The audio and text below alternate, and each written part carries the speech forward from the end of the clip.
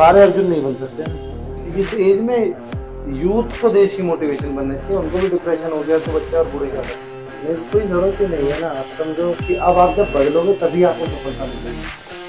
तो अपने विचार बदलने की जगह कि मेरे को इस चीज़ से हेट करने से आपको अपना तरीका बदल देना चाहिए। बच्चा शुरू होता है 18-20 साल के, जो सीधा बॉडी बिल्डिंग किसी कोच और गुरु के पास चला जाता है, वो उसको इतना पागल बना देते हैं किसी को 22 साल के बाद उसको फांसी हो गई। उसकी फांसी 24 तारीख को होनी थी, वो प्रीपॉन करके 22 की रात में करी गई, 23 की सुबह करी गई। मैंने लोगों के मुंह से ये सुना है जब डोमिनेटर बन रहा है ना, डोमिनेटर को मैं ऐसे बंद होते हुए दिखा। मैंने लोगों के मुंह से ये सुना है जब डोमिनेटर बन रहा है ना, डोमिनेटर को मैं ऐसे बंद होते हुए दिखा सारा। मतलब कहीं तो आपको ऐसा लगता होगा नहीं यार थोड़ा बहुत मैं स्टेबल हो गया हूँ, तो वो स्टेबल तो हुआ ही नहीं मैं बिल्कुल।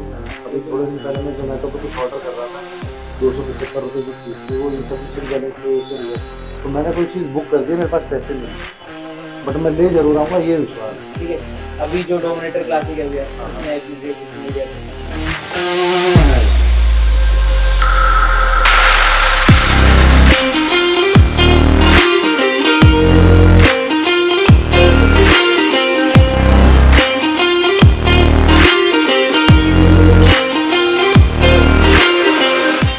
So नमस्ते everyone, another video with the magical coach सम्राट भैया। तो आज भाई जितने भी कॉन्सेप्ट है ना सारे क्लियर करेंगे, बिगिनर एथलीट से लेके इंडियन कॉम्पिटिशन्स तक और नेचुरल और एनहांस्ड बंदों के लिए। तो स्टार्ट करते हैं। नमस्ते भैया। एक छोटा सा जो हर भैया जैसे मैं हूँ, एक मेरी एज के हैं 24-25 साल के लड़के हैं, वो हमेशा क्या पूछते हैं, उनका एक कॉन्सेप्ट है वो क्लियर नहीं हो रहा। एक जो नेचुरल फिजिक है, सिक्स पैक वाली, ठीक है, उसके लिए एनहांस उसको होना ही होना पड़ेगा, एनाबॉलिक्स लेने ही लेने पड़ेंगे ऐसा अगर वो कम्पीट नहीं कर रहा तो। मैं वही आपको बताता हूँ कि जब तक आपका bread and butter body building नहीं है और आपको बॉडी बिल्डर ही नहीं बनना है, आपको सिर्फ एक decent good six pack physique चाहिए, उसके लिए किसी भी तरीके का एनहांस अपने आप को करना या कोई भी एनाबॉलिक लेना बिल्कुल भी जरूरी है। एक बहुत अच्छी डिसेंट सिक्स पैक फिजिक बिना एनाबॉलिक्स के अचीव की जा सकती है, और ये सच है और हम लोग करा चुके कई बार। तो ये सच है, लेकिन क्या होता है जल्दी शॉर्टकट लिया गया। हाँ ठीक है, कई बंदे ऐसे आते हैं, जैसे मेरे से भी जब मैं मतलब अपनी जिम में, मैं तो कुछ भी नहीं हूँ, ठीक है, लेकिन मेरे से भी कई मेरे गली मोहल्ले में लड़के पूछते हैं, मेरे ऑफिस में पूछते हैं कई लोग ऐसे कि भाई कैसे तैयार की, तो वो मेरे को तो एक ऐसी नजरिए से देखते हैं कि हाँ भाई किसने इंजेक्शंस लिए हैं या एनाबॉलिक्स है, एनहांस्ड है, ठीक है, लेकिन नेचुरल फिजिक्स भी होती है जैसे आपने कहा भैया।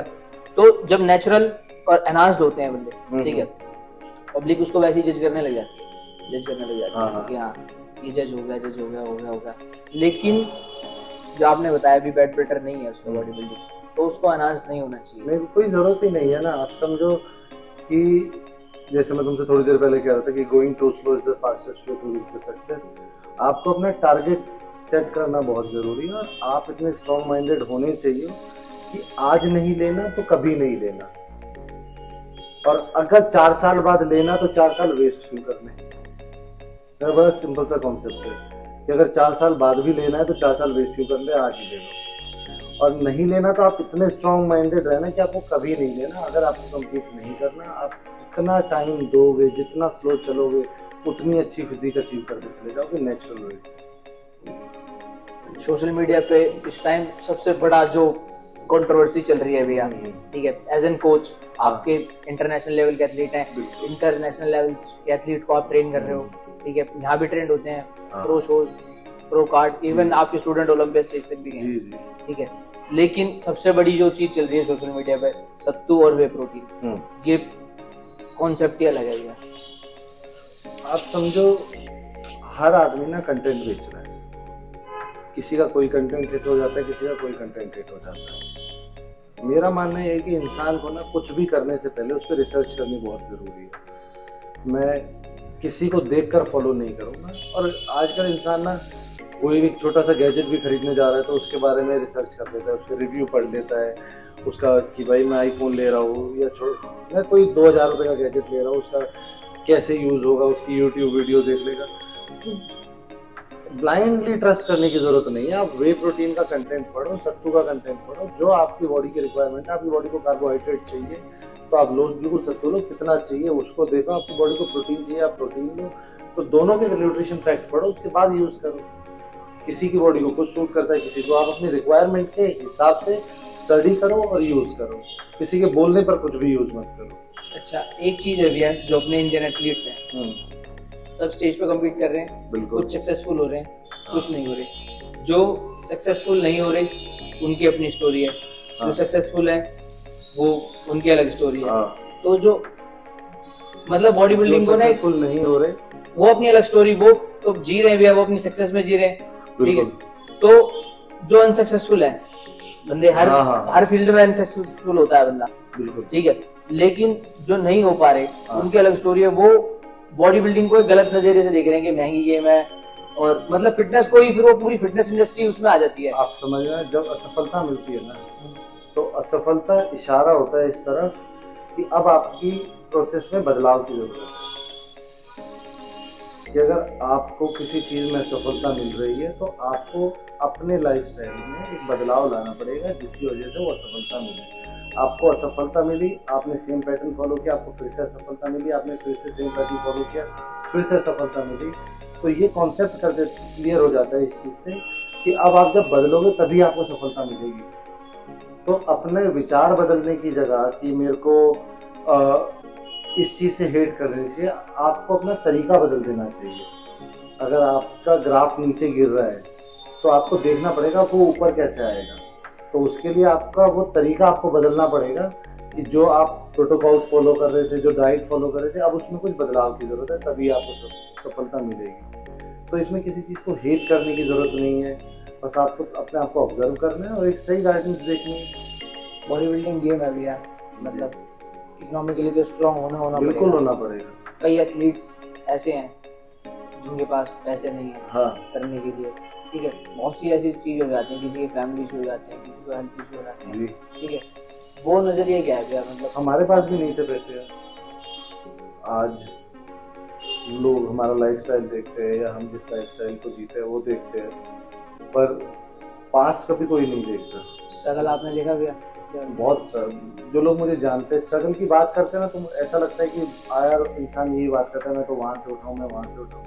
तो मैं उन बातों पे बात करके कोई सिंपैथी नहीं गेन करना चाहता। स्ट्रगल लाइफ में बहुत देखा और मुझे ऐसा लगता है कि स्ट्रगल ने मेरे को मजबूत बनाया है ना। आज मैं हर काम, आप समझो, अगर मेरे यहाँ सफाई वाला नहीं आया मैं खुद सफाई कर लेता हूँ, मेरे यहाँ कारपेंटर नहीं आया मैं खुद दरवाजा ठोक देता हूँ।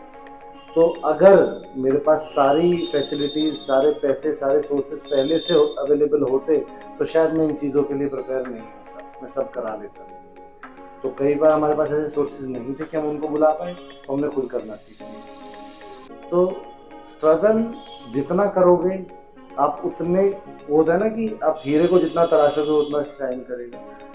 तो अगर आपके ऊपर परेशानियां आ रही है, आपके ऊपर प्रॉब्लम्स आ रही है, तो समझना भगवान की सीधी नजर आपके ऊपर है। वरना इग्नोर करेगा तो परेशानियां भी नहीं आएंगी, लेकिन आप कॉमन लाइफस्टाइल जीते चले जाओ, आए और गए, मतलब वो वाला सीन आप पैदा हुए और मर गए, है ना। अगर आप बहुत ही ज्यादा हर बार असफलता फेस कर रहे हो, हर बार स्ट्रगल फेस कर रहे हो, तो मतलब वो आपको सीधा देख रहा है और वो आपके लिए कुछ बड़ा प्लान कर रहा है। तो ये जरूरी है, आप उससे डरो मत। और अक्सर लोग ना 99 पर आकर छोड़ देते हैं, जब सफलता मिलने वाली है तो वो छोड़ देते हैं। वो एक जैसे चाइनीज बैम्बू की स्टोरी। हाँ, तो इसीलिए इंसान को अपना 100% देते रहना चाहिए। मैं हर दिन एक नए जोश के साथ उठता हूँ, हर दिन जब सोता हूँ तो इस चीज़ की एनर्जी मेरे अंदर होती है कि कल क्या करना है। इंडियन एथलीट्स के लिए भी कुछ जो, मतलब अपने जो इंडियन बॉडी बिल्डिंग है, हाँ, सबसे बड़ी चीज कहीं ना कहीं तो किसी ना किसी शो में कंट्रोवर्सी हो जाती है।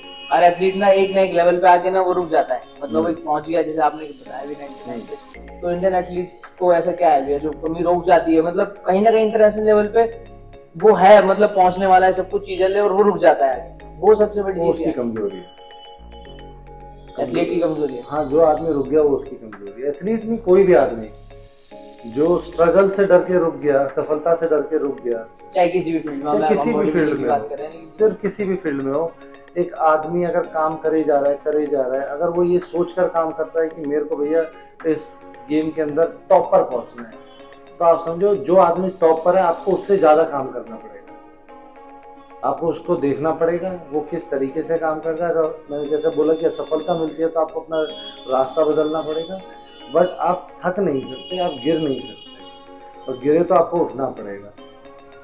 आज मेरे को 20 साल हो गए एक्सरसाइज शुरू करे हुए। 20 साल पहले जब एक्सरसाइज शुरू करी तो मैं बहुत ही पतला लड़का होता था, एक एथलीट था।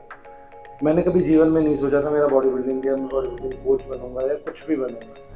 मेरा एक छोटा सा कोई ड्रीम होता था कि ठीक ठाक कोई नौकरी मिल जाएगी 10-12-15 हज़ार रुपये का, जीवन में पर मैं मेहनत करता गया, मैंने पढ़ाई करी, मैंने सब कुछ करा, बस यही ड्रीम था। आप समझना, मैं जब 12वीं क्लास में था तो जब गाड़ी लेने की बात करते थे, मैं अपनी मम्मी से एक दिन बात कर रहा था कि गाड़ी कैसे ली जाएगी, तो आया कि एक वैन खरीद लेंगे जिसमें सुबह बच्चों को ड्रॉप कर देंगे स्कूल और दोपहर में ले जाएंगे, तो ऐसे गाड़ी आएगी हमारे पास। तो ऐसे कभी सोचा नहीं था कि जीवन में कभी कोई बड़ी गाड़ी खरीदेंगे या ऐसा कुछ खरीदेंगे। तो वही एक गाड़ी आती है हमारे पास जिसमें हम बच्चों को स्कूल छोड़ते हैं, जो हमारा काम चलाती है। तो ये सच में लाइफ थी मेरी, ऐसा नहीं था कि, पर हाँ मैं जिम में वर्कआउट को आके एंजॉय करता था। मैं कोई जिम में होता था नहीं होता था, मैं हर टाइम जिम में होता था। जब मैं दुखी होता था तो मैं जिम में होता था। आप समझो, आप अपने एंगर को अगर कहीं पे निकालना है तो अपने एंगर को किसी और पे मत निकालिए। बहुत से लोग क्या होते हैं कि वो किसी को कुछ बोलते थे, मैंने फ्रस्ट्रेशन में बोल दिया, मैंने इसमें बोल दिया। फ्रस्ट्रेशन तो उस चीज़ से लड़ो ना जो आपसे बराबर टक्कर करते हैं। आप लोहे से लड़ो, कितनी फ्रस्ट्रेशन है देख लेंगे, आप थकते हो वो थकता है। तो मैंने हमेशा खुद को थकाना इम्पोर्टेंट समझा कि खुद थकूंगा समझ जाऊंगा। तो ये बहुत ज़रूरी है कि जीवन में फेलियर से इंसान को डरना नहीं चाहिए। जो जितने फेलियर करेगा उसको उतने एक्सपीरियंस मिलेंगे। उसका 1000 रास्ते फेलियर के और एक रास्ता सक्सेस का है। तो जब वो 100 बार फेल होगा तो वो 100 दरवाजों को बंद कर चुका होगा। 500 बार फेल होगा तो वो फेलियर के 500 दरवाजों को बंद कर चुका होगा। तो जिस दिन वो 1000 दरवाजों को बंद कर देगा तो उसको सक्सेस मिलेगी। तो भैया जो कमाया आपने, हाँ, जितना भी कमाया, हाँ, आपने गाड़ी ली या भी आप जो एक भी अपने किया। आप को, खैर मैं आपको ये कहता हूँ, आप अभी भी अपने आप को सक्सेस नहीं देखते। नहीं, आप अभी भी देखते हो कि आप अपनी स्ट्रगल लाइफ जी रहे हो, बिल्कुल अपने एथलीट्स के साथ, बिल्कुल। अपने साथ।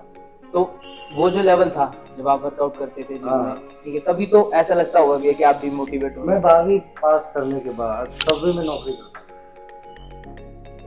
मैनेजर हमारे सीनियर होते थे, हम सबवे में ब्रेड बना कर बेचते थे। तो ऐसे हमने अपने करियर की शुरुआत करी। अब सोचो, सबवे में जाकर सब खरीदना अपने बस की नहीं था। तो जब वहाँ जाके लोग आते थे, ऑर्डर लेते थे, चीजें करते थे, और समझो वहां से शुरू किया आज जहां तक भी पहुंचे। और आई एम श्योर ये मेरी नहीं, बहुत सारे कामयाब इंसानों की ये कहानी है। मैंने जी सलाल के बारे में देखा था कहीं, मैं कभी मिला तो नहीं जी सलाल से। हाँ। वो बर्गर किंग में बर्गर फ्लिप करते थे। मैंने बोला कि कोई पंक्चर लगाता था, कोई अखबार फेंकता था। मनोज पाटिल भैया थे, मैंने वो देख रहे थे अभी, तरुण गिल सर उनका एक इंटरव्यू कर रहे थे, तो वो न्यूज़पेपर में वो भर रहे थे। Exactly. और मैंने कई भैया यंगस्टर्स को ना ऐसे देखा लिटरली, जिन्होंने मतलब बहुत यंग एज में, मैं कहीं अपने भी उसकी बताऊं तो मेरी लाइफ में भी कुछ ऐसे हुए, मेरी लाइफ में भी कुछ, एक डाउनफॉल तो एक बार सबकी लाइफ में आता है, फिर इंसान उठता है। तो कई मैंने यंगस्टर्स को ऐसे देखा कि वो, उन्होंने दम तोड़ दिया भैया, मतलब एक कम एज में उन्होंने दम तोड़ दिया कि नहीं यार अब नहीं, कुछ भी नहीं। तो उन सब चीजों के लिए एक मोटिवेशन यार आपका। मैं ना कुछ चीज़ों को मानता हूँ, 1-2 इंटरव्यू में पहले भी बता चुका हूँ कि जो ये एज का बड़ा स्ट्रॉन्ग नंबर होता है ना, एज आपकी बहुत मैटर करती है। और एज और समझ, ये दोनों चीज़ें आप एक दूसरे के पहलू में चलती है। और ये जिस एज में हम होते हैं, जिसको जवानी बोलते हैं, ये ऐसे एज है जिसमें दोनों चीज़ों का संतुलन बहुत बराबर होता है। आपका एनर्जी लेवल और आपकी समझ दोनों बराबर पर होती है। अगर आप समझ के हिसाब से चलोगे तो आप समझना कि बचपन में जब हम छोटे होते हैं तो हमारी एनर्जी क्या होती है। आज बच्चों को देख लो तुम, उनको खाने पीने की नहीं पड़ी होती, वो कूद कूद के खेल खेल के थक जाते हैं और सो जाते हैं। इतनी एनर्जी है कि जिसकी कोई लिमिट नहीं है, बट समझ नहीं है वो एनर्जी कहाँ लगानी। जब हम बुढ़े हो जाते हैं तो हमारे अंदर समझ इतनी होती है हम दुनिया बना दें, पर वो एनर्जी नहीं होती कि उस समझ को लगाए कहाँ पे, हम खड़े भी नहीं हो पाते। और जवानी को हम फेलियर में बिता दें डिप्रेशन में बिता दे, तो फिर जवानी अपने बच्चों को क्या सुनाओगे? हाँ ये तो सुनाएंगे नहीं बचपन, मतलब हम अपने तो बच्चों को डिप्रेशन मैं में थे, तो हम तो फेलियर में थे, हम तो इसमें थे। फेलियर कुछ भी नहीं है, आप समझो, डिप्रेशन कुछ भी नहीं है। एक तरफ तो हम बॉडी बिल्डर थे, ऊपर से हम अपने आप को बोल रहे फेलियर थे। तो ये दोनों चीज, डिप्रेशन हो रखा है किसको? बॉडी बिल्डर को। एक तरफ ताकत का गेम है, एक तरफ आपको डिप्रेशन हो रखा है। हाँ ये सोशल मीडिया पे बहुत है, वही हद से ज्यादा। और इस एज में यूथ को देश की मोटिवेशन बनना चाहिए। उनको भी डिप्रेशन हो गया तो बच्चे और बूढ़े क्या करेंगे? जो जवान बच्चे हैं ना, अभी मैं इसकी एक वीडियो बनाऊंगा, ठीक है, डिप्रेशन के ऊपर ही। मैं एक इशारे से बनाया मेरे को, ठीक है। यंग एज के बच्चे हैं ना, जो मतलब जैसे मैं बताऊं 18, 19, 20 साल के, जो मेरे जूनियर्स मेरे को मिलते हैं, स्कूल के, कॉलेज के, वो मेरे को मिलते हैं कि भैया मैं डिप्रेशन हूँ। अब डिप्रेशन क्या है उसको खुद नहीं पता। डिप्रेशन क्या है, एक तो सबसे बड़ा डिप्रेशन हो जाता है लड़की का, बिल्कुल। दूसरा डिप्रेशन, माँ बाप कुछ नहीं कह रहे, माँ बाप कह रहे बेटा तू पढ़ और खा, ठीक है, लेकिन उनको फिर भी डिप्रेशन है, किस चीज का उनको खुद नहीं पता। क्योंकि उन लोगों ने ना जवानी को फील नहीं, उन्होंने जवानी को पढ़ा नहीं है। जवानी अपने आप में इतना खूबसूरत शब्द है ना, बहुत खूब। और जवानी देखनी है तो अपने इतिहास में जाकर देखो। भगत सिंह को देखो, 22 साल की उम्र में उसको फांसी हो गई। उसकी फांसी 24 तारीख को होनी थी, वो प्रीपोन करके 22 की रात को करी गई, फिर 23 की सुबह करी गई। और उससे पूछा जब कि भगत तेरे को पता है कि तेरी फांसी प्रीपोन क्यों करी गई है? तो उसने बोला कि हाँ मुझे पता है, पर आप बताइए। अगर एक बार ना फ्रांस में एक फ्रीडम फाइटर था, उसको अगले दिन फांसी देनी थी, तो 2 दिन बाद देनी थी, तो फ्रांस के लोगों ने किला तोड़ के उसको निकाल दिया था। तो बोला भगत समझ कि तेरे को अगर 2 दिन फांसी से रोक दिया गया तो देश में क्रांति आ जाएगी। उसने कहा भगत नाम ही क्रांति है, आज तक है। तो ये भगत की वर्डिंग थी। कहता तेरी कोई आखिरी ख्वाहिश? कहता हाँ, ये मैं किताब पढ़ रहा हूँ, सिर्फ 2 पन्ने रह गए। तो ये मरने जा रहा है, लटकने जा रहा है, और वो जवानी थी, तो उसका आखिरी ख्वाहिश क्या है? 2 पन्ने पढ़ने। एक जगह में पढ़ रहा था भैया, कोई शायर थे, उनका शेर था, तो उन्होंने बड़ा वैसे लिखा था कि जवानी डर से सहमी नहीं हुई, सहमी हुई नहीं, ठीक है, जोश से भरी हुई होनी चाहिए। अरे जवानी अपने आप में इतना स्ट्रांग हो गया ना। भगत सिंह की जवानी देखो, इस जवानी में भी अगर डिप्रेशन होगा तो फिर जवानी कहाँ गई? तो बड़ा वैसा हो जाता है भैया। और बॉडी बिल्डर्स को ऐसी चीजें हो रही हैं। बिल्कुल। मैं कभी कभार सोशल मीडिया पे देख के, क्योंकि मैं तो ब्रेड बटर मेरा वही है सोशल मीडिया, बिल्कुल, तो उसको देख के ये सब चीजें मतलब माइंड में आता है ना कि एक एथलीट है, एक टॉप नॉच एथलीट है, उसके कम से कम 1 लाख फॉलोवर तो हैं, ठीक है, और वो सोशल मीडिया पे आके अपनी बात कर रहा है, तो उसके जो फॉलोअर्स हैं उनमें कहीं ना कहीं डाउनफॉल आएगा, क्योंकि रिलेट करता है बंदा। बिल्कुल। जैसे मैंने आपको बताया कि मैं राहुल भैया से बहुत रिलेट करता हूँ। बिल्कुल। मतलब रिलेट मैं उससे इसलिए करता हूँ क्योंकि जो स्ट्रगल से वो निकले, हालांकि जैसे अभी आपने बताया ना कि वो कभी सिंपैथी गेन नहीं की उन्होंने उनके स्ट्रगल से, जिस स्ट्रगल से वो निकले ना राहुल भैया, राहुल फिटनेस भैया, उस स्ट्रगल को उन्होंने एंजॉय करा बहुत। होना भी वैसे चाहिए, उस स्ट्रगल को बहुत एंजॉय करा उन्होंने। तो अभी जैसे यंग एज बच्चे हैं भैया, बहुत जो कम एज के हैं, ठीक है, उन्हें अगर बॉडी बिल्डिंग में आना है तो आगे उनके लिए क्या, मतलब उनके जो फ्यूचर प्लान्स हो सकते हैं बॉडी बिल्डिंग में, कमा सकते हैं। माँ बाप तो ऐसे ही देखते हैं हमेशा कि कमाएगा, इसमें नहीं कमाएगा, क्योंकि माँ बाप का है कि अगर आप बॉडी बिल्डिंग कमाने के लिए करोगे तो शायद आप फेलियर हो जाओगे। समझना, बॉडी बिल्डिंग एक ऐसी चीज है जिसको आप कमा कर करते हो, बॉडी बिल्डिंग से नहीं कमाते। मैं खुद भैया, तो ये हर बॉडी बिल्डर इस चीज को कनेक्ट कर सकता है। बॉडी बिल्डिंग से अगर आप मैं बॉडी बिल्डिंग करके कमा लूंगा तो पॉसिबल ही नहीं। उसके माँ बाप तो भी ऐसे आप कोच हो, आपके पास भी पेरेंट्स आते हो। अब समझो, बॉडी बिल्डिंग करके नहीं कमा सकता, कोचिंग करके कमा सकता है ना। तो मुझे कोच बनना पड़ेगा, बॉडी बिल्डर नहीं। एक जिस दिन मैं अच्छा कोच बन जाऊंगा तो मैं पैसा कमा लूंगा, मैं स्टेबल हो जाऊंगा, उस दिन मैं बॉडी बिल्डर की शुरुआत करता हूँ ना बनने। तो पहले कोच बन लो, पहले अपना बेस स्ट्रॉन्ग कर लो, पहले अपनी एजुकेशन को स्ट्रॉन्ग कर लो कि कल को मेरे को बेवकूफ बिना बना सके। बच्चा शुरू होता है 18-20 साल के एज में, सीधा बॉडी बिल्डिंग किसी कोच और गुरु के पास चला जाता है, वो उसको इतना पागल बना देते हैं जिसकी कोई हद नहीं। ये कर ले, ये कर ले, और वो उसको नॉलेज नहीं होती, इसलिए वो उल्टी सीधी चीजें कर भी लेता है। तो वो 17-18 साल की एज, वो 2-3 साल एजुकेशन पे लगाए, अच्छा पर्सनल ट्रेनिंग कोर्स करे, किसी जिम में नौकरी करे, इस वर्ल्ड को एनालाइज करे, देखे कि क्या फ्रॉड है। 2-3 साल एक्सपीरियंस जब गेन कर लेगा, पैसा गेन कर लेगा, नाम हो जाएगा, उसके बाद बॉडी बिल्डिंग कर सकता है। तो कोई एज है भी है कि किसी भी एज में नहीं, कोई एज नहीं है, कोई एज जब इंसान के पास कामयाबी की कोई एज नहीं। नहीं, मैं एक स्पेसिफिक हाँ, बात हाँ। में बॉडी बिल्डिंग की कर रहा हूँ हाँ। क्योंकि मैं फिटनेस की हाँ, बात हाँ। करूंगा। ठीक है, मैं स्पेसिफिक एज की बात कर रहा हूँ। हाँ, हाँ। एज लेवल पे आते हैं बंदे आए, जैसे 27-28 नॉर्मल एज है शादी की, हाँ, हाँ। किसी ने शादी कर ली हाँ। और उसके बाद फिर वो बॉडी बिल्डिंग में आए, तो कई बार ना दुनिया उसको ऐसे देखने लग जाती है, मतलब मैं बता रहा हूँ आपको, यार शादी हो जाएगी अब क्या कर पाएगा बॉडी बिल्डिंग, ये गलत है, ये नजरिया गलत है, बहुत ठीक गलत है, है। बच्चे हो जाएंगे अब क्या कर पाएगा। क्यों हाँ ये भी, लेकिन कई लोग एग्जाम्पल है। यार, आप समझ के देखो, लोग कौन है? लोग कोई भी नहीं है। लोग वो है जो आपके फेलियर पे हंसी उड़ाएंगे और आपका मजाक बनाएंगे और आपकी सक्सेस में अपने दोस्तों में आपका नाम गिनवाएंगे कि मैं उसका दोस्त हूं। तो और ये दोस्त वो है जो कभी किसी को ना समझना, ये लोग दोस्त नहीं, ये जो लोग है ये वो लोग है जो, मैं बड़ी एक लाइन बोलता हूँ हमेशा कि हिंदुस्तान एक ऐसा देश है जहाँ मैं खर्चा करूंगा मेरा पड़ोसी गरीब हो जाएगा। हाँ ये तो है भैया। तो ये वही लोग हैं कि आपको सक्सेस मिलेगी, वो फेल हो जाएंगे। एक आदमी ने आज BMW ले ली, वो एंजॉय कर रहा है, अगर मैं 1 साल बाद मर्सिडीज का लेटेस्ट मॉडल लेकर आ गया, वो गरीब हो जाएगा, उसकी BMW से उसको नफरत हो जाएगी, उसका इंटरेस्ट ही खत्म हो जाएगा अपनी BMW। क्यों भाई? जब तूने ली थी हम तो नहीं कुछ हुआ हमको। तो आप समझ के चलो, जब इस तरीके की हम सराउंडिंग में रहते हैं ना, तो ये लोग, ये चीजें मैटर ही नहीं करती, क्योंकि लोग कोई होते ही नहीं है। दुनिया हमेशा बोलते है बिरादरी ये कहेगी, समाज ये कहेगा। कौन है ये समाज? कोई भी नहीं है समाज, कोई भी नहीं है। समाज वो है जो आपके फेलियर में हंसेगा और आपके सक्सेस में अपने आप को आपके अच्छे होने की काउंटिंग में गिनवाएगा। तो मुझे बता दो, मैं मानता हूँ मैं समाज की पूरी इज्जत करता हूँ, मैं घर वालों को बोलने पे ठीक है, मैं समाज के हिसाब से चलता हूँ, बट कभी क्या जरूरत पड़ी तो समाज मेरे साथ खड़ा रहेगा। मेरा घर नहीं बन रहा, समाज मुझको घर बना कर देगा? नहीं, ये तो खुद ही करना पड़ेगा ना। मैं समाज का सोच के बुरा नहीं करता हूँ, चलो नहीं करता हूँ मैं समाज का बुरा, गलती से मेरे से कुछ बुरा हो गया, ये समाज मेरी बेल कराने आएगा? वो मेरी बुराई करेगा, बेल नहीं कराएगा, वो मुझे और बुरा बनाएगा।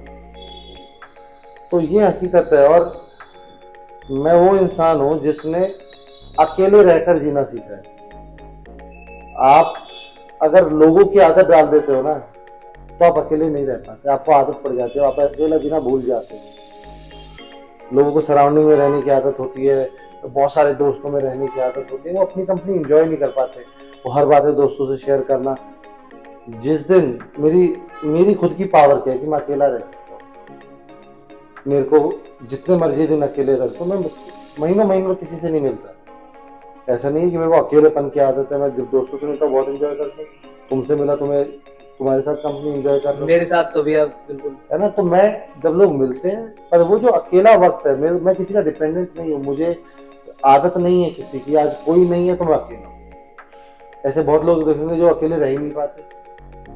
मुझे ध्यान लगाने के लिए, मेडिटेशन करने के लिए सुबह शाम नहीं देखनी पड़ती, क्योंकि अकेले रहकर आदमी क्या करेगा? यही सब करेगा, पढ़ेगा, नॉवेल्स पढ़ेगा, गाने सुनेगा। मैं वही आदमी जो गाने सुनता है, खाना बनाता है, मील खाता है, थोड़ा वर्कआउट कर लिया, कुछ वीडियोस देख ली, कुछ किताबें पढ़ ली, थोड़ी देर मेडिटेशन कर लिया, क्योंकि मुझे अकेला रहना है ना। मुझे आदत नहीं डालनी किसी की, आदत हमेशा कमजोर बनाती है, खोखला करती है आदमी। जितनी लोगों की आदत पड़ेगी उतने खोखले पड़ जाओगे। तो अपनी कंपनी एंजॉय करनी चाहिए भैया। आप अपनी कंपनी नहीं, आपको अकेला रहना आना चाहिए। जब आपको अकेला रहना आ गया, तब आप फेलियर तो नहीं बनोगे, क्योंकि उस अकेले सेल्फ बिल्डअप के लिए जरूर बिल्कुल मिलो लोगों से, बिल्कुल मिलो। हर चीज का, रोटी खाने का वक्त है, टाइम पे रोटी खाते हैं, तो पहली से दूसरी क्लास में जाने का वक्त है, तो दोस्तों से भी मिलने का वक्त होना जरूरी है ना, कि हम भी इस दिन दोस्तों से मिलें। जब लोगों की जरूरत है, जब उनके सामने आ जाए, अपनी जरूरतों पे लोगों को मत याद करो। ये मेरा लाइफ का बहुत बड़ा ये मैं, आप बता रहे हो मेरे को, लेकिन जब मैंने एक डार्क फेस देखा ना अपनी लाइफ का, तो मेरे 2020 में मेरे फादर एक्सपायर हुए, तो उसके बाद मैंने बड़ा देखा दुनिया को ना इधर उधर। तो ये मैंने देखा कि लोगों के लिए खड़े हो जाओ तभी, लेकिन ना उनको मतलब ये मौका मत दो कि वो मेरे लिए खड़े।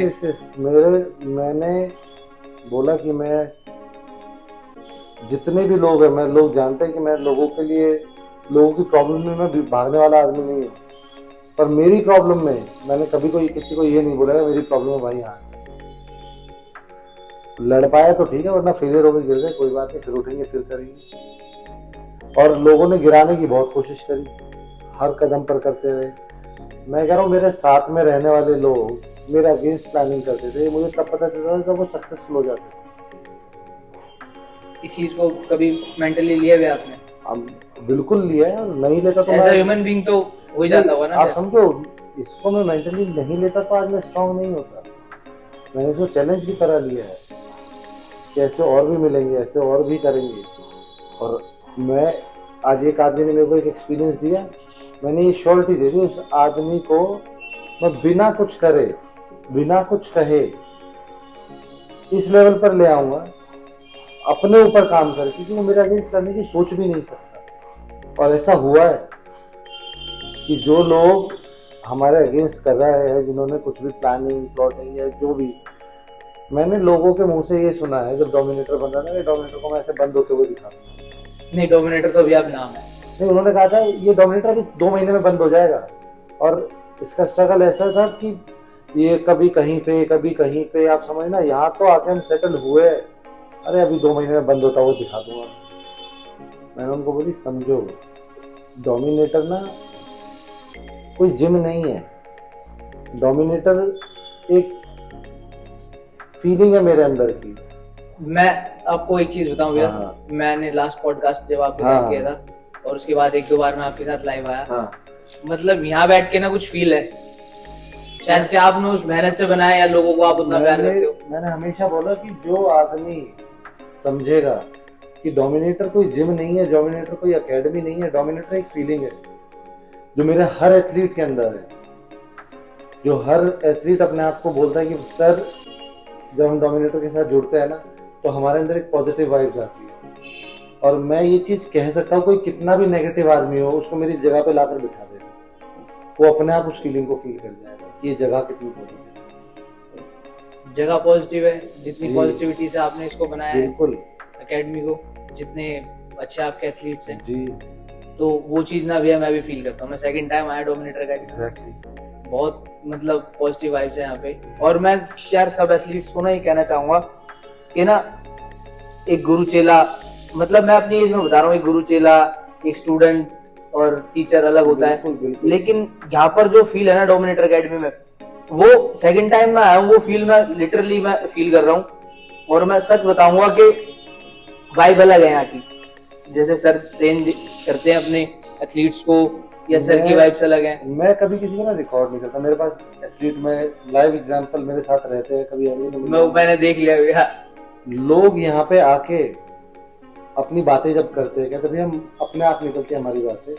और मैंने आदमियों को बात करके रोते हुए देखा है, बिल्कुल रोते हुए, कहते हैं सर हम रोए नहीं, हमारे अंदर की भड़ास जो थी ना वो निकली। बेटा ये निकलेगी तभी तुम आगे बढ़ पाओगे, जब तक ये तुम्हारे अंदर है तुम सक्सेस नहीं हो पाओगे। इमोशंस निकलना जरूरी है, बिल्कुल जरूरी है, बिल्कुल जरूरी है। अंदर किसी भी तरीके की नेगेटिविटी, चाहे वो फीलिंग क्यों ना, वो रहनी नहीं चाहिए। एक एथलीट में मैंने बहुत देखा है, सब एथलीट्स में ना अलग अलग इमोशंस हैं, किसी के फैमिली को, किसी के सोशल मीडिया को लेके, किसी के रिश्तेदारों को लेके, बड़े इमोशंस हैं एथलीट्स में भी, कोचेस में भी, सब में। एक तो जहाँ बॉडी बिल्डिंग नाम ऐसा आ जाता है ना, तो समाज ने एक अलग नजरिए से देखने लग जाता है। दूसरा, जो लोग है ना, वो कैसे देखने लग जाते हैं, जो अनपढ़ है, मैं सीधा कहूंगा जो अनपढ़ है, वो तो ऐसे देखने लग जाते हैं डब्बों से, इंजेक्शनों से, इससे रिलेट कर देते हैं बंदों को, उसकी मेहनत, उसके पैसे कितने जा रहे हैं, और फर्स्ट ऑफ ऑल उसका डेडिकेशन कितना जा रहा है। बिल्कुल। हमेशा ना प्रोटीन की बुराई वो करेगा जिसने प्रोटीन खाया नहीं, एनाबॉलिक्स की बुराई वो करेगा जिसने कभी एनाबॉलिक्स लिए नहीं। सेफ है भैया, अगर आपका ब्रेड एंड बटर है तो सेफ क्या और खतरनाक क्या। अगर आपको फीफा 1 ड्राइवर बनना है तो आपको गाड़ी चला के रिस्क तो लेना पड़ेगा ना यार। हाँ, ब्रेड एंड बटर तो भैया कई ऐसे भी हैं कई लोग जो, आप समझना, जैसे अभी हम थोड़ी देर पहले एक बात कर रहे थे कि वेजिटेरियन और नॉन वेजिटेरियन। हाँ, बहुत लोग मेरे से आके बोलते हैं, ये बहुत बड़ा वो है भैया, बहुत लोग मेरे से आके बोलते हैं भैया हम नॉन वेज नहीं खाते, या हम मंगलवार को नहीं खाते, सैटरडे को नहीं खाते। क्यों नहीं खाते? मैं जब रीजन पूछता हूँ शुरू से नहीं खाया, या हम तो मंदिर जाते हैं उस दिन। तो लोगों को मैंने कहीं किसी बहुत बड़े आदमी को बोलते हुए सुना था कि लोगों को यही नहीं पता कि वो मंदिर जाते किस लिए। मंदिर जाते हैं, मूर्ति के हाथ जोड़ते और आ जाते हैं, 2-4 चीजें मांग लेते हैं और आ जाते हैं। पर आप मंदिर में गए किस रूप से हो, है ना? मैं क्षत्रिय हूँ, मैं क्षत्रिय होकर मंदिर जाऊंगा और मैं वहां जाकर ये बोलूंगा कि मैं क्षत्रिय हूँ और मुझे युद्ध लड़ने के लिए जिस भी मार्ग पे जाना पड़ेगा मैं उस मार्ग पर जाऊंगा। एक क्षत्रिय के सामने अगर कोई आदमी आ जाए, क्या उसकी तलवार ये लोग कह के रुक जाएगी कि ये तो वैसे मैं कत्ल कर रहा हूँ? आप समझो, कोई अगर युद्ध पे लड़ रहा है एक सैनिक और वो भगवान के सामने क्या जाके मांगेंगे, भगवान कल को मेरे सामने ऐसा कुछ आए तो मुझे हिम्मत दियो, मैं अपने रास्ते को बिल्कुल ईमानदारी से निभा पाऊँ। वो दूसरी आर्मी के साथ जंग लड़ रहा है, उसके हाथ में तलवार है और वो क्या, अब वो बोलेगा मैं कत्ल नहीं करना चाहता, तो मारा जाएगा। कोई एक स्टूडेंट है, वो आईएएस बनना चाहता है और वो भगवान के पास जाता है, वो यही तो बोलेगा भैया इस भगवान मुझे इतनी शक्ति देना कि इस बार मैं इस विद्यार्थी के बात पर ईमानदारी से और हर उस रूल को 10 घंटे पढ़ने की जरूरत है 10 घंटे, 20 घंटे पढ़ने की जरूरत है 20 घंटे, उस सब में सक्षम बन पाऊँ। तो उसे पता है वो स्टूडेंट है, उसको स्टूडेंट बनने के सारे रास्ते को ईमानदारी से।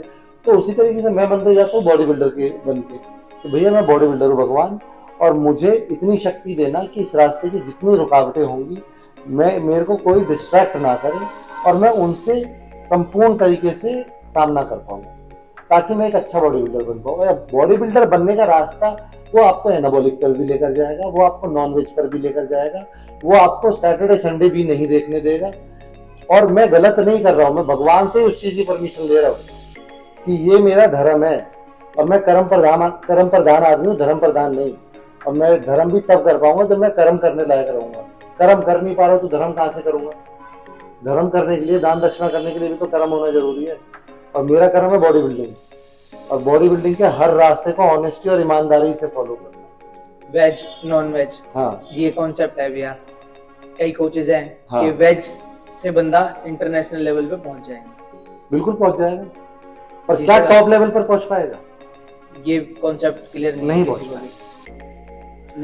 भैया। नहीं पहुंच पाएगा। और कोई, मैं एक्सेप्शंस की बात नहीं करता, बहुत लोग भगवान का आशीर्वाद लेकर पैदा होते हैं, बहुत लोगों की बॉडी बहुत अलग होती है, बहुत लोग हो सके कोई पहुंच जाए, पर हर कोई नहीं पहुंच पाएगा, है ना? अगर मैं 10 में से या 100 में से एक वेजिटेरियन बॉडी बिल्डर को, comparative body builder non vegetarian के साथ लेके चलो, हो सकता है दोनों एक लेवल तक बराबर तरीके से पहुंचे, ये भी जीते ये भी जीते, बट एक लेवल ये आएगा कि ये लोग हमेशा आगे निकलेंगे, नॉन वेजिटेरियन हमेशा आगे निकलेंगे। मैं ये मेरा पर्सनल ओपिनियन है, बाकी लोग इसके बारे में क्या कहते हैं, हो सकता है कोई साइंस इसको फेल कर दे, हो सकता है कोई साइंस बोल दे ये गलत था, हो सके कोई रिसर्च इसको गलत बता दे, तो मैं साइंटिस्ट नहीं हूँ, बट मेरा पर्सनल। तो यहाँ प्रमोट नहीं कर रहे, मतलब कहने का मतलब है भाई यहाँ प्रमोट नहीं कर रहे, लेकिन सर अपना एक्सपीरियंस बता रहे हैं। हाँ, ठीक है, जो उन्होंने अपनी लाइफ में देखा है। अपने ऊपर। मैंने, मुझे याद है, मैंने तो पूरी लाइफ नॉनवेज खाता हुआ आया हूँ। मैंने एक बार लाइफ में 2 या 3 साल के लिए नॉनवेज छोड़ा था, मेरे को ट्यूबरक्लोसिस हो गया था। मैंने 18 महीने टीबी की दवाई खाई थी और मेरे डॉक्टर ने बोला था कि अंडे चिकन मांस खाना शुरू करे ताकि तेरी बॉडी में जान है, प्रोटीन है। ये आपका एक्सपीरियंस है ना भैया? ये मेरा एक्सपीरियंस था। ठीक है, तो यहाँ भी भाई प्रमोट नहीं कर रहे। ठीक है, अगर उस वीडियो को, जो मतलब इसको देखो वीडियो में, तो इस सीन को पूरा देखना। जो वेजिटेरियंस लोग हैं भाई, ऑब्वियसली उनको बुरा लग सकता है। ठीक है, अब कोई आदमी ब्राह्मण है, वो भगवान के पास जा रहा है, भगवान है ब्राह्मण, और मेरा धर्म है पाठ पूजा करना, नॉनवेज नहीं खाना, ये सारी चीजें, तो ब्राह्मण के मार्ग पर चले। मैं बॉडी बिल्डर हूँ, अब मैं मंदिर जा रहा हूँ ब्राह्मण बनकर, जीवन जी रहा हूँ बॉडी बिल्डर। और 2 रास्ते तो हमेशा भटकाएंगे ना आदमी, तो आदमी को एक रास्ता पकड़ना बहुत है। तो यही चीज़ है यार, लोग नहीं समझते ना, समझ कोई बहुत समझ अक्सर ठोकर खाकर आती है। ठोकर खानी पड़ेगी भैया, बिल्कुल खानी पड़ेगी हमेशा। तो सक्सेस के बाद भी ऐसा एक आ जाता है भैया टाइम। सक्सेस क्या होती है आपके नजरिए में क्या है भैया? कुछ है ही नहीं, एक चुनौती है जो हमेशा बढ़ती चली जाती है। मतलब हाँ, ये तो है भैया कि ये मिल गया, जैसे भी मैं कह रहा हूँ, चुनौती है। जिस आदमी को संतुष्टि हो गई, वो आदमी अपनी प्रोग्रेस रोक गया। और समझो, सक्सेस किस चीज में सक्सेस, चैलेंज तो बदलते रहते हैं ना। पहले पैसा कमाना सक्सेस था, कमा लिया। संपूर्ण कमाना था, संपूर्ण कमा लिया। अब मेरे को साधना कमानी है, वो भी एक चैलेंज। तो वो भी सक्सेस है, वहाँ भी सक्सेस लेनी पड़ेगी। अब मेरे को दिमाग की शांति कमानी है, अब मेरे को परिवार में नियंत्रण कमाना है, तो ये सब चीज़ें कब आएंगी? हर बार आपको एक चुनौती में सक्सेस पानी पड़ेगी। और कोई भी आदमी ऐसा नहीं है जो 100% सही हो, 100% जिसके अंदर कोई कमी ना हो। कमी सब में होती है और हर एक कमी को दूर करना सक्सेस है। तो आपको उन चैलेंजेस को नोट डाउन करना चाहिए कि मेरे जीवन में ये कमी है, और एक एक करके अपनी कमियों को दूर करते रहना चाहिए। कई लोग जैसे नेगेटिव हो जाते हैं भैया, कई एथलीट्स हैं नेगेटिव हो जाते हैं। नेगेटिविटी तो जिस दिन आपके अंदर घर कर गई तो आप एक चीज है नहीं, हर चीज में नेगेटिव हो गए, चाहे वो कोई एक मुद्दा हो, चाहे कुछ उसकी भी हो। नेगेटिव जिस आदमी को कमी निकालने की आदत पड़ गई वो हर चीज में कमी निकालेगा। कुछ आदमी देखे होंगे वो हर चीज में कमी निकालते हैं। खाना अच्छा नहीं बना, कमी निकाल दी किसी और ने। माँ ने अच्छा नहीं बनाया, माँ से लड़ दी कि अच्छा खाना नहीं बनाया। रेस्टोरेंट में मिर्ची ज्यादा हो गई तो मिर्ची ज्यादा हो गई, चाहे हो ना, तो उस आदमी को आदत है कमी निकालने की। आप जो प्रोटीन देते हो अपने एथलीट्स को, किस हर बात को मतलब उसको कैसे, अलग एथलीट्स सब हम कोई एथलीट्स टिप ही नहीं देते हैं। सीधा आए ट्रेनिंग करवाओ, आए ट्रेनिंग करी, हम कहते हैं कि पर ईमानदार रहो अपने काम में। बॉडी बिल्डिंग के लिए। जिस जो भी करते हो जीवन में, बॉडी बिल्डिंग बहुत एक दायरा सीमित कर देता है इंसान को। एक अच्छा बॉडी बिल्डर तभी बन पाएगा, अच्छा इंसान बन पाएगा। और बॉडी बिल्डर हमारे यहाँ कोई आके बने या ना बने, हमें उस चीज से फर्क नहीं पड़ता। इंसान जरूर लेकिन इंसान जरूर अच्छा बनना चाहिए और अपने घर वालों के सामने इज्जत कमाए, अपने घर वालों की इज्जत करे, वही आदमी सक्सेसफुल है। उसके अलावा कोई नहीं।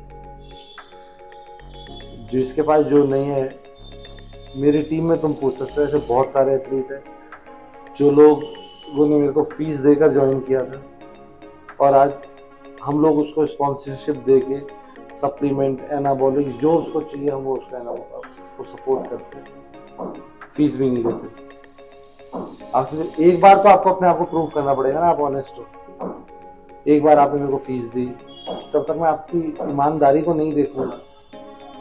क्योंकि मैंने ऐसे भी लोग देखे मेरे पास आए, सर एक डाइट चार्ट बना दो। पहले मैं नहीं पैसे दिया करता था, बनाकर दे दिया। 2 हफ्ते बाद भैया वो गलती से गुम हो, दोबारा बना कर फिर बना दिया, तीसरी बार फिर गुम कर दिया। तो 50 लोगों को अगर एक महीने में मैंने बना के दिया, 50 में से 40 लड़के गुम कर दिए। फिर मैंने पैसे लेने शुरू कर दिए, भैया मैं इतने पैसे लूंगा, आपके सारे प्लान बनाऊंगा। तो 50 में से पहले 40 तो पहले ही चले गए, 10 ही बचे। और उन 10 लोगों में से 8 लोगों ने उसको बिल्कुल फॉलो किया, ना घुमाया।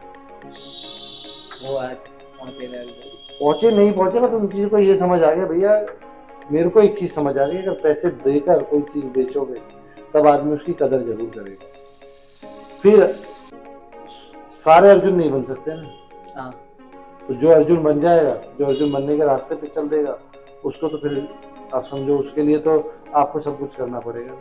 स्ट्रगल लाइफ से भी आप जैसे आपने बताया अभी, आपने क्या सीखा वो जो आपका दौर था जब आप जी रहे थे अपनी स्ट्रगल लाइफ? कुछ भी नहीं सीखा, कुछ भी नहीं अभी भी सीखा? सीख रहे हैं। तो वो अभी चल ही रहा है कैसे? हाँ, लर्निंग प्रोसेस चलता रहेगा। आप समझना, मैं सारा मतलब कहीं तो आपको ऐसा लगता होगा नहीं यार थोड़ा बहुत अब मैं स्टेबल हो गया हूँ, तो वो ना स्टेबल तो हुआ ही नहीं मैं बिल्कुल भी। अभी थोड़े दिन पहले मैं जोमेटो पे कुछ ऑर्डर कर रहा था, 275 रुपए की चीज़ थी, वो इनसफिशिएंट बैलेंस की वजह से रिजेक्ट हो गई। तो अगर सक्सेस हो जाती तो मेरे अकाउंट में 275 रुपए नहीं आते। तो कभी कुछ नहीं सीखा भैया, चलता ही रहेगा। ना मैं वो आदमी हूँ कि मेरे पास 1500 रुपए, मेरा चॉकलेट खाने का मन है, आइसक्रीम खाने का मन है, मैं 1400 की खा लूँ, कल की कल देखूँ। आप सुनिए, मैं ऑन द स्पॉट, मैं मन को नहीं मारता। मैं एक ही चीज कह रहा हूँ, जो खा लिया पहन लिया और घूम गया, ये 3 चीज आपके, इसके अलावा कुछ भी नहीं। कभी ऐसा हुआ भैया, आपने भी बताया कि 275 रुपए के अकाउंट पर इनसफिशिएंट बैलेंस था, तो कभी ऐसे नहीं सोचा कि आपने कि कल की क्या होगा? नहीं, मुझे इतना भरोसा था कि कल जो चाहिए होगा हो गया। तो इतना विश्वास तो होना चाहिए हमेशा वो विश्वास कभी टूटा ही नहीं ना, कभी टूटा नहीं। आज जब ये जिम बनाना था, मेरे पास पैसे नहीं थे, फिर भी बना दी, भरोसा था। मैंने बोला ना तुम्हें, अभी एक एग्जांपल दिया, मैंने कुछ चीज बुक कर दी, वो गाड़ी मैं बता रहा हूँ भैया कि मैंने बोला भैया नहीं ये तो बताना जरूरी है भैया ने, नहीं नाम वाम लेना जरूरी नहीं। ठीक है वो तो क्लोज हो जाएगा भैया। हाँ। लेकिन तो मैंने कोई चीज बुक कर दी, मेरे पास पैसे नहीं, बट मैं ले जरूर आऊंगा, ये विश्वास है। वो ले आओगे भैया, मैं पक्का ले आऊंगा, वो सब नहीं था लेकिन ले आऊंगा। कि मुझे पता है मैं जब तक कोई टारगेट सेट नहीं करूंगा वो चीज़ होनी नहीं। मैंने बोला मैं डोमिनेटर क्लासिक करूंगा तो करूंगा, कब करूंगा ये डिसाइड नहीं किया था, करूंगा जरूर ये डिसाइडेड था। ठीक है, अभी जो डोमिनेटर क्लासिक है भैया, हाँ, कितनी हाइप मिल रही है सोशल मीडिया पे? ठीक है, अभी तो हम कहाँ, अभी तो पोस्ट भी करना अभी शुरू तो नहीं मिल किया। रही है भैया, तो मतलब धीरे धीरे एथलीट्स को पता लगेगा कि डोमिनेटर क्लासिक ही कौन है। हाँ, ठीक है, तो वो मई में उसका टाइम है। मैं एक चीज पूछ रहा हूँ भैया, 18th में 18 में 17 को रजिस्ट्रेशन और 18 को शो। तो जो आपका वो है एथलीट्स को प्रमोट ही करना है भैया, आपका जो बिल्कुल। एजेंडा है। ठीक है, प्राइज मनी एथलीट्स के लिए, कैटेगरीज, जजेस, और सबसे बड़ी चीज आती है आज की डेट में इंडिया में, चीटिंग। मैं बताता हूँ, पहली चीज प्राइज मनी या शो कितना सक्सेस हुआ, हर चीज का ना बेस स्ट्रॉन्ग होना बहुत जरूरी है। इस शो के अंदर दो मेरे बेस, एक मेटाबोलाइट, दूसरा बायो, दोनों स्पॉन्सर है जो आपके। दोनों, एक सुशांत भाई एक डिफेंड।